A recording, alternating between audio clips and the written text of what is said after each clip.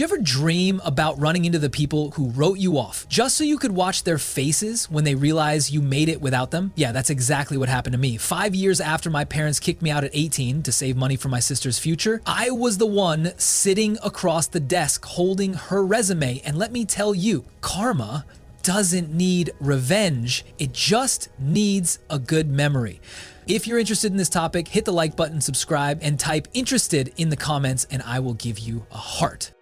I still remember the exact sound of the suitcase zipper. It was too loud for a Saturday morning, slicing through the smell of burnt toast and my mother's favorite coffee. I wasn't packing for college or a trip. I was packing because my parents told me I had to leave. They said it softly, like kindness could cushion a betrayal. Sweetheart, we just can't support 2 kids in school, Mom explained. Translation, your sister's future is worth more than yours. I was 18, old enough to vote, not old enough to deserve a room. You'd think there'd been a fight, some terrible reason, but no. I was a B student with a part-time job at a grocery store, never got in trouble. The problem wasn't me, it was math. They could afford 1 college fund, not 2, and my little sister Emma had straight A's and potential. Apparently, I was the family's rehearsal version of success. I remember laughing, the kind of laugh that leaks out because you don't know what else to do. You're kidding, right? I asked. Dad didn't look up from his phone. Mom started listing temporary options. Stay with a friend, find a roommate, learn independence. Independence. That's what people call abandonment when they want to sound noble. I walked out with 2 bags, one full of clothes, one full of questions. Where do you go when the people who raised you decide you're a budget cut? That night, I slept on my coworker Jenna's couch. She offered me leftover pizza and a pillow that smelled like detergent and mercy. I stared at the ceiling thinking, maybe they're right. Maybe I'm not worth investing in. But the thought that kept clawing back was darker. They didn't even fight for me. A month later, I was officially an adult. Bills, rent, and anxiety included. I got a second job bussing tables and learned that independence has an ugly twin called exhaustion. Every time I scrolled through social media and saw Emma's smiling face at her fancy private school, I felt a pinch in my chest. Not jealousy, just the reminder that love apparently has an application process. One night, Jenna and I were counting tips. She said, you know, it's crazy. 40% of young adults get financial help from parents even after moving out. I laughed again. Well, I'm in the other 60. According to a 2025 Pew Research study, that stat is real. Financial independence at 18 is more myth than milestone. Funny how my parents picked the exception over the rule. Still, I kept working. I took community college classes when I could afford them, mostly business and communications. I didn't know it then, but that mix of customer service and night school survival would become my secret weapon. Around year 2, my resentment cooled into something sharper: ambition. Every double shift, every late night bus ride, every ignored text from home became fuel. I stopped hoping they'd check in. Hope is expensive when you can't even afford new shoes. Then came the Christmas phone call. Hey honey, Mom said, like nothing had happened. Emma's been accepted into Northwestern. Isn't that wonderful? I almost congratulated her out of reflex. Then I realized she wasn't calling for conversation, she was calling for confirmation. She wanted to hear pride in my voice so she could feel less guilty. That's great, I said flatly. Guess all those sacrifices paid off. There was silence on the line, heavy, awkward, deserved. She whispered, we just wanted what was best for both of you. Yeah, I said, it just didn't include both. Clicked. End of call. People love to say family is forever. Sure, so is debt. Doesn't make it comforting. The next few years blurred into a montage of grind. Day job, night classes, cheap coffee, cheaper dreams. I didn't have time for self-pity. Rant doesn't care about feelings. But in those quiet bus rides, I made myself a silent promise. If I ever get the chance to build something, I'll never make anyone feel disposable. Fast forward to the end of year 5. I was 23, degree finally in hand, and had clawed my way into an entry-level HR position at a mid-sized tech company in Chicago. The irony didn't hit yet. It was waiting for perfect timing. Our company was expanding. I got promoted to recruitment specialist, my first big adult title. I was nervous but proud. Then one morning, my inbox pinged with a resume for a junior marketing role. Name, Emma Reynolds, my sister. I froze. Same last name, same hometown, same major she'd studied at Northwestern, the future that once replaced me. 5 years of silence, and now fate wanted me to schedule an interview. I stared at the screen for a full minute, debating. Part of me wanted to reject it out of spite, type position filled and move on. But another part, the grown part, whispered, no, let her walk into the room and see you. Because sometimes the best revenge isn't revenge, it's eye contact. I clicked confirm interview, and for a few seconds, I just sat there. Not angry, not proud, just quiet. Because that's what time does. It sands down rage until all that's left is calm control. 5 years ago, I was begging for a chance. Now, I was the one giving them. Funny thing about power, it doesn't feel like lightning. It feels like silence. The kind of silence that makes people uncomfortable because it means they no longer get to define you. The next morning, the office was buzzing as usual. The smell of burnt coffee, the click of keyboards, the low hum of ambition. And there I was, preparing to interview the same person who'd unknowingly become the symbol of everything I had to survive. When I saw her name again on the schedule, I almost laughed. Life really does recycle pain into irony. But here's the thing no one tells you. Confronting your past isn't about revenge. It's about seeing if the scars still sting. And as her footsteps echoed down the hallway toward my office, I realized something I hadn't felt in years. Not fear, not anger, but readiness. Because sometimes the hardest part of growing up isn't proving them wrong. It's showing up when they expect you to disappear. That's when the door opened and the past walked in wearing heels and a nervous smile. The first thing I noticed wasn't her face, it was her voice. That same gentle tone she used to get out of trouble as a kid. Hi, I'm here for the 10:30 interview. For a second, I thought about pretending not to know her. I could have kept it professional, shake hands, act surprised, and pretend 5 years hadn't stretched between us like a canyon. But then she looked up and our eyes met. And you know what? She didn't recognize me, not right away. That's the kind of irony life specializes in. People forget the faces they've stepped on while climbing. I smiled, polite, the kind you give a stranger who might have potential. Emma Reynolds, right? You can come in. She blinked, the kind of double take that happens when the past suddenly rearranged itself into the present. Wait, oh my God, is it really you? Last time I checked, I said, motioning toward the chair. Go ahead, have a seat. Her mouth opened, closed, then opened again. I didn't know you worked here. I didn't either. Until recently, I replied. Funny how paths cross. The air between us thickened. You could have sliced it with one of those cheap plastic office knives. She sat down carefully, like the chair might judge her too.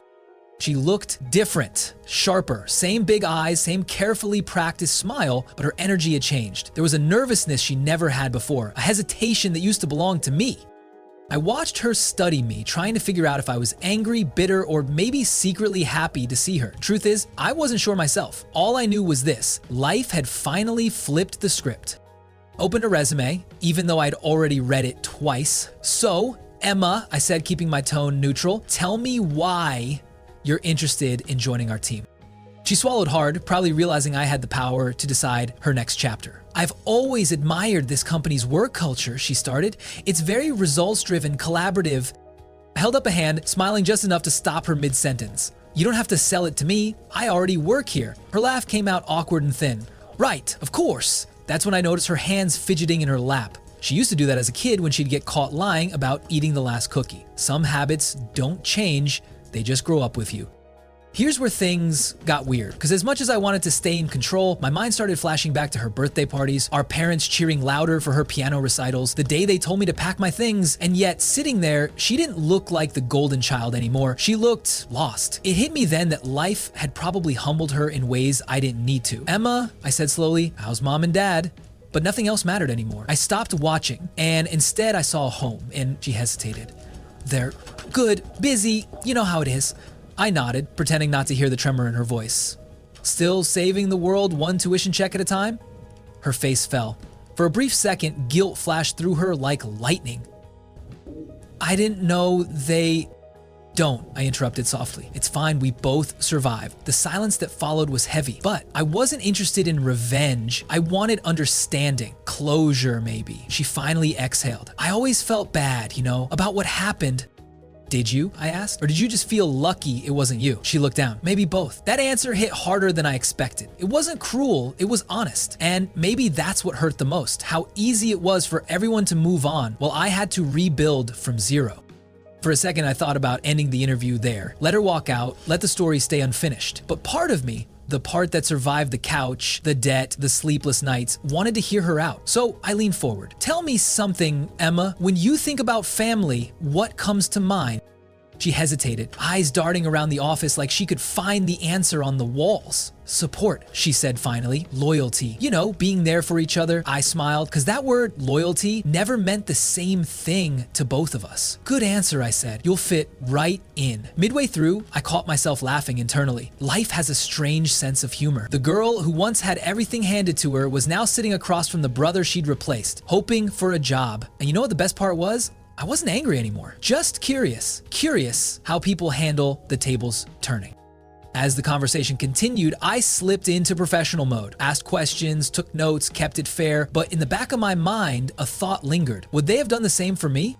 The answer didn't matter anymore. I had become the person I needed back then. Calm, composed, in control. Still, I couldn't resist one small human question at the end. So, what made you apply here out of all places? She smiled nervously. Honestly, I didn't even realize this was your company. I guess fate? Yeah, I said, closing her file. Fate's got a sense of humor.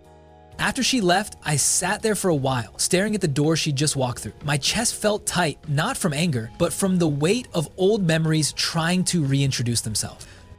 That night, I couldn't sleep. I kept replaying her face, her tone, her little nervous laugh. For years, I dreamed of that moment, finally seeing her again, finally getting the chance to say everything I'd swallowed. But now that it had happened, it didn't feel like victory.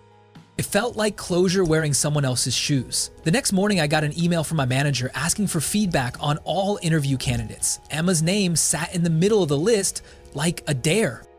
Would I recommend her? My fingers hovered over the keyboard. Logic said no, pride said definitely not, but something deeper whispered, be better than the people who raised you. So I typed 3 words, strong potential candidate. Then I hit send. And just like that, I realized the real struggle wasn't about survival. It was about choosing who I refused to become. That choice, that quiet decision to act with grace instead of bitterness, it did something to me, and it made me feel powerful again. Because forgiveness doesn't always look like peace. Sometimes it looks like professionalism with perfect grammar.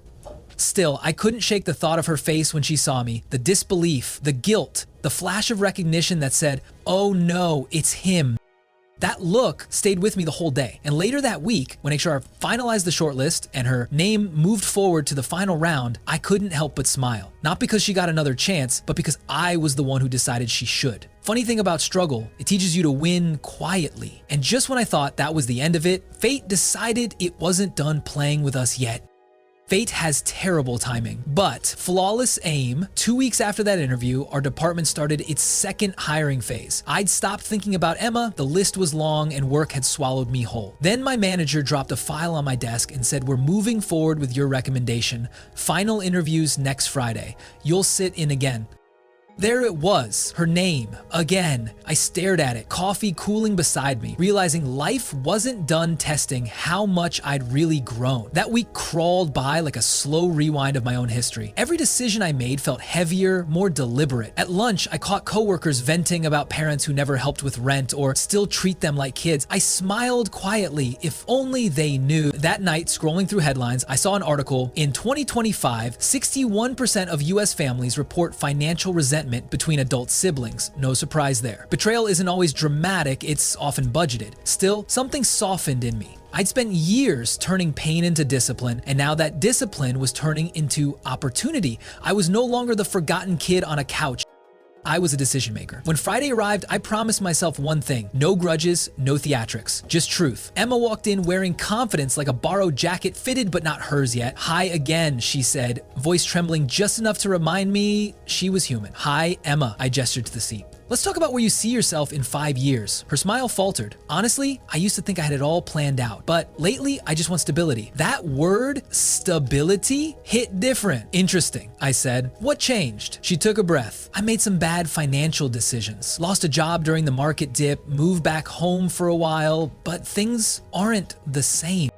The honesty surprised me. I expected the polished, perfect version, the one my parents bragged about in holiday cards. Instead, she looked like someone who'd finally met reality. I leaned back. "So, you're rebuilding?" She nodded. "Trying to. I guess you could say I'm learning independence late that landed between us like poetic justice. Wearing work clothes. I should have felt triumphant, but instead something else crept in. Empathy. The kind I used to wish someone had for me. Maybe struggle had carved humility into both of us, just in different shapes. We finished the interview. It was clean, professional. When she left, she turned at the door and said, "You know, I always admired how strong you were after everything. I just never knew how to say it." I didn't answer right away. Strength isn't something you talk about. It's what's left after silence. "Thanks," I said finally. "We all figure things out eventually." She smiled, nodded, and walked out. Later that afternoon, my manager swung by. "She's impressive," he said. "Have HR clears her, she's in." I didn't argue. Maybe fate was giving me the closure I never asked for, watching her earn something on merit, not favoritism. Still, that night, I couldn't stop thinking about her words. I'm learning independence late, because beneath the irony, there was truth.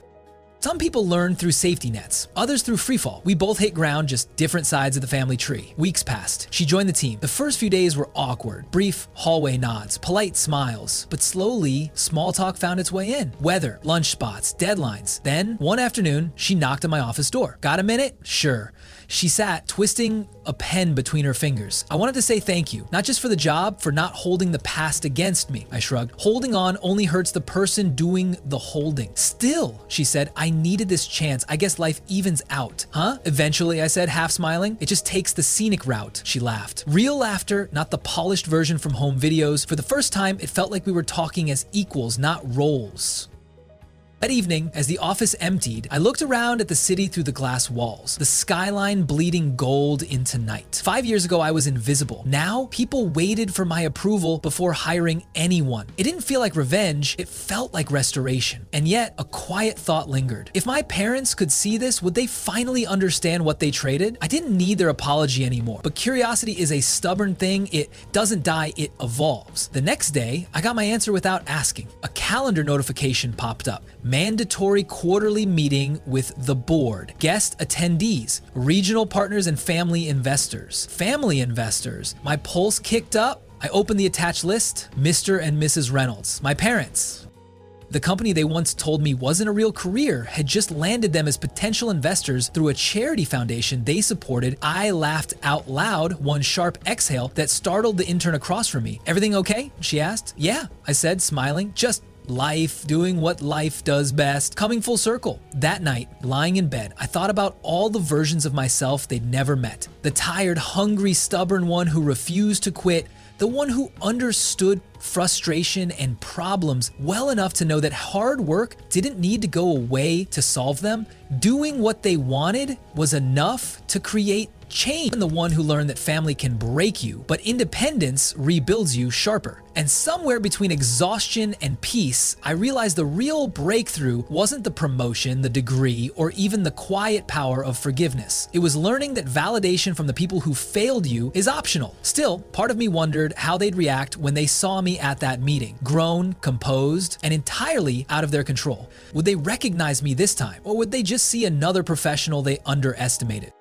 Either way, I was ready, because healing isn't forgetting, it's showing up anyway. And when that meeting day arrived, walking into that conference room felt less like a job and more like destiny keeping its appointment. The door opened, familiar voices echoed down the hallway, polite and rehearsed. I straightened my jacket, took a breath, and smiled. Because sometimes the best payback isn't a confrontation, though it's success dressed like coincidence.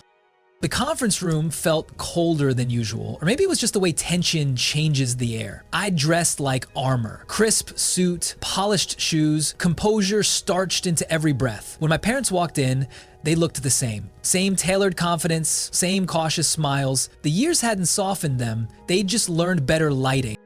They didn't see me at first, my manager did the introductions. "This is Jordan Reynolds, our recruitment specialist and project lead for the new partnership initiative." The words hit the table and sat there. Mom froze, blinking like the name was a ghost she'd heard in a dream. Dad recovered first. "Jordan, it's been a long time." His handshake hung between us. I let it hover for a beat before taking it. His palm was dry, practiced, the kind of handshake that used to mean authority. Now it just meant habit. 5 years, I said lightly, give or take a few lifetimes. Mom tried to smile. You look, well, independence suits me, I replied. It did. The meeting started, slides, projections, corporate optimism. My voice carried through the room as I outlined recruitment strategies and community outreach. They listened, polite, professional, but every few minutes, I caught them stealing glances, as if checking whether I was real or an elaborate coincidence. When I finished, the board clapped lightly, my manager nodded approvingly, then he turned to my parents. Mr. and Mrs. Reynolds, you've raised an exceptional talent. The silence that followed was delicious.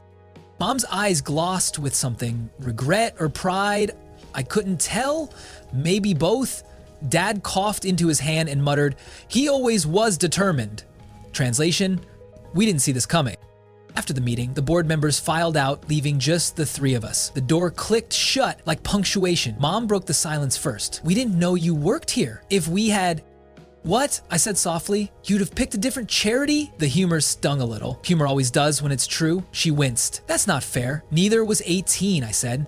Dad straightened his tie. We made the best choice we could at the time. I nodded. Yeah, you made a choice. I just had to make something of it. For a moment, no one spoke. Then Mom whispered, we thought Emma needed it more. And she probably did, I said. You were right about her potential, just wrong about mine. It wasn't anger, it was fact. The kind of truth that doesn't echo, it lands quietly and stays there. They didn't apologize, not directly. People like them rarely do. They offer stories instead of sorries. Mom told me about how hard it was, how they struggled too, how Emma had a rough patch in college. Dad nodded through it like guilt could be managed through repetition. I let them talk. It didn't change anything, but it changed me. I realized forgiveness isn't a door you open for them. It's a window you crack for yourself so the air can finally move again. When they finished, Mom reached across the table. We'd love to start over.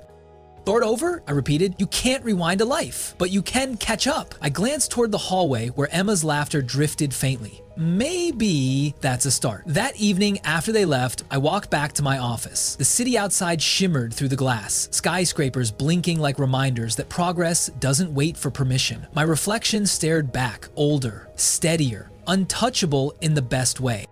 I thought about every night on Jenna's couch, every bill I paid late, every meal I skipped, every moment I almost quit. And now, here I was, leading projects that once felt like fantasies. The funny part? Success didn't taste like victory, it tasted like closure. I sat at my desk and pulled up an old folder labeled Applications-2020. Inside were job rejections, each one I'd saved like scars in digital ink. I deleted them, one by one. It didn't feel like erasing pain, it felt like cleaning a wound that had finally healed. The next week, Emma stopped by my office. She looked nervous again. They told me about the meeting, she said. I'm guessing it was awkward? You could say that, I replied, smiling, but we survived. She sat down. They've changed, you know. They talk about you a lot. I leaned back. People always talk about what they regret. Emma sighed. You're still mad? No, I said, just remembering accurately. We sat in silence for a while, both knowing the past had left fingerprints we couldn't scrub off. Then she said something I didn't expect. I'm proud of you, Jordan. I mean it. I looked at her. Took you 5 years to say it. She grinned faintly. Better late than never? That line, the same one Mom used the night I left, should have stung, but it didn't. Maybe because this time it came from someone who understood the cost of delay.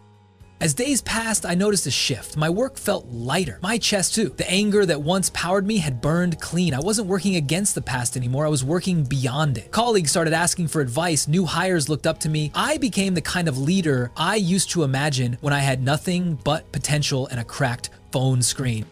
Funny how the people who underestimated you end up depending on your stability. Still, I'd catch myself wondering, if my parents hadn't chosen her over me, would I have built this fire? Would I have learned grit without the match of betrayal? Maybe not. Maybe I owed part of my success to the same pain that nearly broke me. That realization wasn't comfortable, but it was true. And truth, even when ugly, has a strange beauty. It rebuilds you, cleaner. One night, as I locked up the office, I saw an email from Emma. Subject, dinner. She wrote, Mom's cooking your favorite, no pressure. I stared at it, debating. Family dinners used to mean being invisible, between bragging rights, but maybe this time could be different. Not perfect, just different. I replied, sure, but I'm bringing dessert, my treat. Because forgiveness doesn't have to be a grand speech. Sometimes it's just showing up and showing them you're doing fine. That weekend dinner was quiet, simple, no fireworks, no apologies, just people eating, talking about work, weather, normal things. When I stood to leave, Mom hugged me. It was brief, but real. Dad said, "We're proud of you, son." And for once, I didn't question if he meant it. Driving home that night, the city lights blurred into one steady glow. I realized this was what healing looked like. Not forgetting, not pretending, but existing comfortably with what once hurt. And when I parked outside my apartment, phone buzzing with work notifications, I smiled. Because I wasn't their mistake anymore. I was my own redemption story. The next morning, a new project brief landed on my desk, an overseas opportunity that could change everything. I didn't know then, but that opportunity would bring one last twist, one last test of who I'd become. Because sometimes life waits until you're whole before handing you a new storm. And this next one, it had my name written all over it. The flight to Seattle felt longer than it was. New city, new project, same sense of deja vu humming quietly beneath the engine noise. The company had chosen me to lead a training and partnership program for a corporate affiliate, an opportunity that could nudge my career to the next level. When the plane dipped through the clouds, I caught my reflection in the window. Calm, older, the kind of person I used to imagine when I needed proof that life could flip. The training site was a gleaming tower of glass. Inside, everything smelled like coffee and ambition. On day one, as I went through introductions, my phone buzzed. An unfamiliar number. "Welcome to Seattle, Jordan. Small world. Emma." I blinked. She wasn't supposed to be here. My schedule said the affiliate's marketing division was new. Apparently, my sister had transferred early. The world loves reruns when the story's unfinished. That evening, a company dinner gathered all departments. I spotted her across the room. Confident, in her element, talking numbers with people twice her age. She saw me, smiled, and waved me over. "Hey, big brother," she said, her tone warmer than before. "Looks like we're colleagues again." "Seems that way," I replied. "Fate really should get a hobby." She laughed. "Come on, it's nice seeing a familiar face." Maybe it was. Maybe I just didn't want to admit that part of me enjoyed watching her grow up outside the bubble that once protected her. Over the next weeks, we worked together. No drama, no tension, just a quiet rhythm. Sometimes, during team lunches, she'd ask about our parents. They were traveling, semi-retired, pretending balance sheets could replace guilt. Other times, we'd share small talk about deadlines, coffee, and Chicago winters. The old rivalry had turned into something subtler, mutual curiosity. She'd catch me mentoring new recruits and say, "You're really good at this, you know?" I'd shrug. Practice, survival's a great teacher. Still, there were moments when silence filled the space between us like an unspoken apology. One night, after a long day, we grabbed takeout and walked along the waterfront. The air was sharp with salt and wind. She said quietly, "I used to think they were right, you know, about you leaving, but now I get it." I didn't answer. Sometimes understanding doesn't need confirmation. "I'm sorry," she added, "for not saying anything back then." The apology hung there, fragile but genuine. "Took you long enough," I said, smiling slightly. "Yeah, well," she said, nudging my shoulder, "you always were patient." I laughed. "No, I just didn't have another option." The next day brought chaos, corporate chaos. The affiliate's director resigned unexpectedly, leaving a leadership gap. My team lead called me in. "Jordan, you're the only one with cross-department experience. I'm recommending you as interim director until they sort things out." I said yes before doubt could whisper.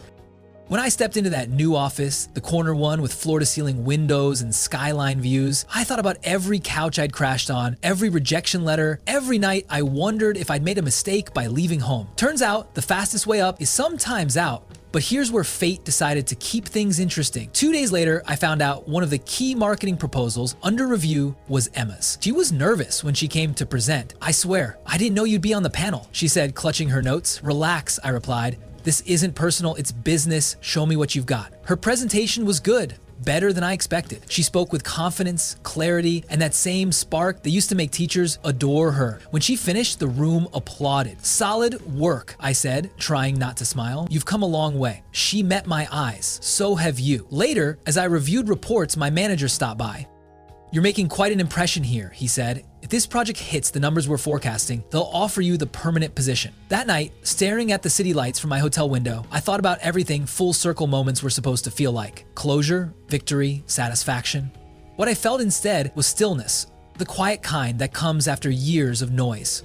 I texted Emma, Dinner tomorrow? No work talk? She replied instantly, "You're on." Over ramen and laughter, we talked about life. Not past pain, but plans. She wanted to start her own marketing agency one day. I told her I wanted to build mentorship programs for kids who aged out of family support. "Guess we both turned pain into purpose," she said. Guess so. For the first time, it didn't feel like two siblings comparing scars. It felt like two survivors designing better maps. A month later, the project wrapped successfully. The board offered me the permanent director role. I accepted, but what caught me off guard was the thank you email from Emma.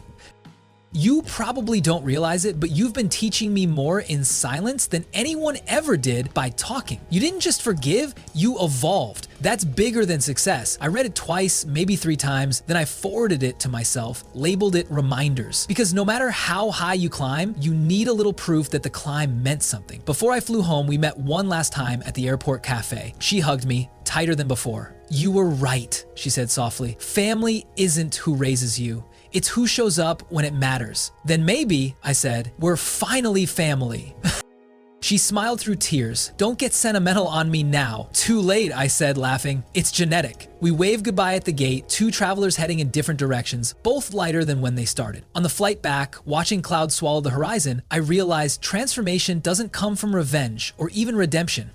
It comes from refusing to carry the weight that broke you. I closed my eyes and breathed. The world outside the window stretched wide and forgiving. I wasn't running anymore. I was arriving. And deep down, I knew this story wasn't about who won or lost. It was about who finally let go. Still, life had one last surprise waiting at home. Something I never saw coming. Something that would test whether I'd truly forgiven the past or just learned how to smile through it. Because sometimes the next chapter doesn't ask if you're ready, it just knocks. The cab ride from the airport was slow and quiet, the kind of ride where you stare out the window pretending to think about traffic when you're really thinking about everything else. Chicago looked different now, smaller somehow, or maybe I'd just outgrown the version of myself that once wandered those streets wondering if he mattered. When I reached my apartment, the doorman handed me an envelope. "This came while you were gone," he said. "No sender, just my name and familiar handwriting. Elegant, careful, unmistakably my mother's." Inside was a single note. "Dinner? Sunday. No agenda, just us." I laughed under my breath. The universe really never runs out of irony. Sunday came faster than I expected. Their house looked smaller too, but maybe that was just memory shrinking around the edges. Emma was already there, helping mom in the kitchen, dad setting the table like a man rehearsing normalcy. I stood in the doorway for a moment, watching the picture 3 people who once made me feel replaceable, now waiting like a family, trying to remember its lines. "Jordan," dad said finally, his voice cracking just enough to be human. "So good to see you." Mom smiled nervously. "We didn't know what you like these days, so we made everything. Old habits die hard," I said, walking in. They laughed softly, the kind of laughter that means relief, not joy. Dinner was polite at first, safe topics, weather, traffic, Emma's new promotion. Then somewhere between mashed potatoes and nostalgia, Mom put down her fork and said, "We watched your conference online. You were brilliant." "Thanks," I said. Dad nodded. "We're proud of you, son." The words hung there, late but still warm. I wanted to say something witty, something sharp enough to remind them I remembered everything. But the truth was, I didn't need to. The silence between us had already done that job years ago, so instead I said, "I'm proud of me too." It broke the tension like sunlight through curtains. After dinner, we sat in the living room. The house smelled the same. Lavender candles, lemon polish, faint regret. Photos lined the shelves, graduations, birthdays, Emma's recitals. And then I noticed something new, a frame with my face in it from a recent company article online. Mom caught me looking. "We printed it from the website," she said quietly. "We wanted to catch up on all the years we missed." "That's a lot of years," I said, my voice gentler than I expected. "Then let's start catching up," she replied. We talked for hours about small things first, coffee brands, old neighbors, how dad still misplaces his key. Eventually the conversation edged toward what really mattered. Mom's eyes glistened. "We thought we were protecting Emma's future. We didn't realize we were damaging yours." Dad added, "You're strong, but we mistook that strength for safety. We assumed you'd be fine." I nodded slowly. I was fine, eventually, but I shouldn't have had to be. No shouting, no tears, just truth. And somehow, that felt like the apology I'd been waiting for all along. Later that night, as I got up to leave, Mom walked me to the door. "We'd like to see you more often," she said. "I'd like that too," I admitted, "but on one condition, no pretending the past didn't happen." She smiled through tears. Deal. Outside, the night air felt lighter than it had in years. I looked up at the stars, thinking about how time doesn't heal by erasing, it heals by layering new memories on top of the old ones until pain becomes background noise. Weeks passed. Life slid back into motion. Work thrived, Emma and I kept in touch, and every Sunday dinner felt less like penance and more like peace. I was learning to exist in a version of family that finally felt balanced. Then one morning my phone buzzed. A message from Emma. "They're thinking about selling the house. You okay with that?" I stared at the screen for a long time. That house was once my exile, then my ghost, now just a building full of echoes. "Yeah," I texted back, "let it go." Because the truth was, I already had. That night, sitting by my apartment window overlooking the city, I thought about everything that had unfolded. The rejection, the rebuilding, the reunion. And it hit me. Revenge is loud, but growth is silent. One burns fast, the other lasts. I'd spent years chasing the idea of proving them wrong. But somewhere along the way, I'd proven myself right. That's the real twist no one tells you about family betrayal. It doesn't end with payback. It ends when you stop needing it. A few months later, I stood backstage at a leadership summit, waiting to speak. My topic? Turning rejection into resilience. When the host called my name, the audience applauded, but all I could hear was that old suitcase zipper in my head, the one that started it all. I smiled, walked to the podium, and began. "You ever get kicked out of somewhere you thought was home?" I said, scanning the room. "Good. That means life just cleared space for your real one." Laughter rippled through the crowd, but behind it, I saw faces soften, heads nodding. The sound of people recognizing themselves in your pain. Because that's the thing about stories like mine, they don't belong to me anymore. They belong to everyone who's ever been underestimated, dismissed, or replaced. And as I spoke, I realized something deeper. What my parents did for my sister ended up being what life did for me. It gave me distance, and from distance, I found perspective. After the event, I stepped outside into the chill air. My phone buzzed. Another message from Emma. "They watched your talk. Mom cried, Dad too." I texted back, "Tell them it's okay, I cried too." Then I pocketed my phone, took one last look at the skyline, and smiled. Because sometimes the full circle isn't a loop, it's a spiral. You rise above the same place you started, looking down at the version of yourself that once thought this was the end. But it was never the end. It was the beginning of everything.